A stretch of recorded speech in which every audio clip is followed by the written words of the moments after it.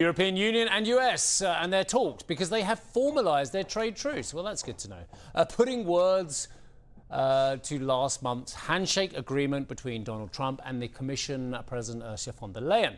The deal will see US tariffs cut on several key European goods down to 15%, including pharmaceuticals. But hang on, I thought on pharmaceuticals and semiconductors, haven't they got separate investigations going on at the moment? Oh, I'll come to that in a few moments' time because I've got someone who knows better than I do. Tariffs on autos and auto parts will also come down to 15%, but only once the EU has lifted all tariffs on US industrial goods. Also in the deal, a most favoured nation rate for certain European natural resources, aircraft and generic drugs, effectively lifting tariffs altogether on those items. Now, the person who was champing at the bit was the illustrious and award-winning anchor of Europe Early Edition. It's all true. It's all true. You were jumping to get it. I thought that that pharmaceuticals had separate investigations going in, Section 232. But they're not going to apply to European companies. That's ultimately the deal here. Ultimately, whatever the announcement stateside is on the 232 investigation, the tariff on European semiconductors or pharma is not going to be above 15%. That's what the Europeans managed to negotiate. So hang on a second then. Even though they're not concluded yet. That's phenomenal news for the pharma sector, because that basically then what about if the 232 investigation does find that actually pharmaceutical pricing needs to be capped? Does that only then affect other players apart from the Europeans? That's the information that we have at this stage. Wow. Which of course would be a huge relief for European pharma companies. And here though, let's also see how things will unfold, because the key question mark that I have at this stage is around the implementation. Okay, so now we have gotten these details. We have the joint statement outlining pretty much what we already knew going into this publication. But ultimately, how is this going to be applied? Let's not forget that the European Union works in several forms. So this needs to be approved by the member states, by the European Parliament.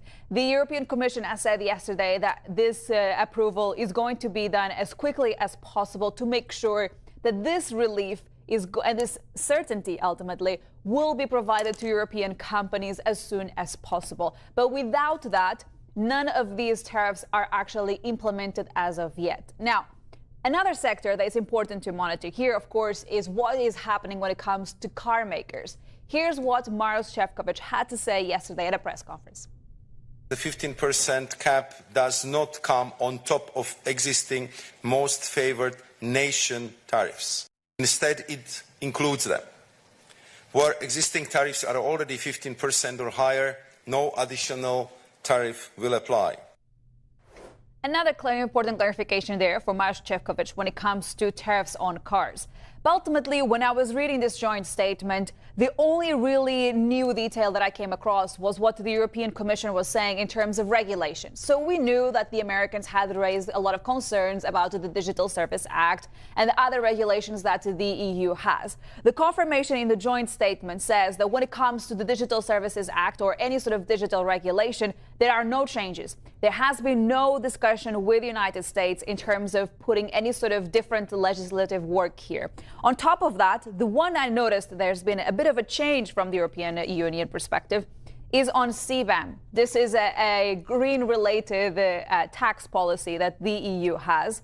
The EU has said that it will introduce flexibilities for American companies. Now, the Europeans have been clear, we are not changing our regulations, we're still going to apply our rules, but they will make it more accessible for U.S. companies to comply with, perhaps by giving them a different timeline, who knows. But it was on the regulation side that I noticed a little bit more certainty and a little bit more detail that we didn't have before, ultimately. Can I bring up the poor beleaguered steel industry? Still facing massive tariffs, effectively 50% on any product that is produced in the EU.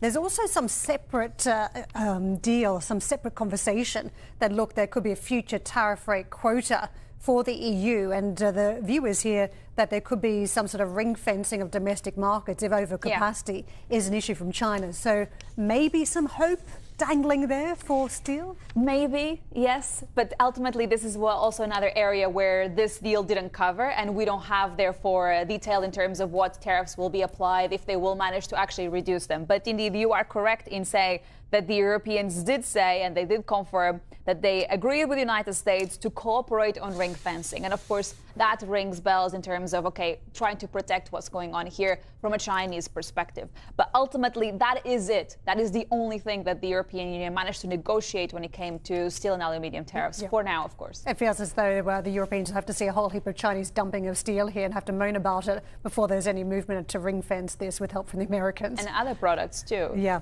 Sylvia, thank you very much for bringing us the detail of the trade agreement. Happy week.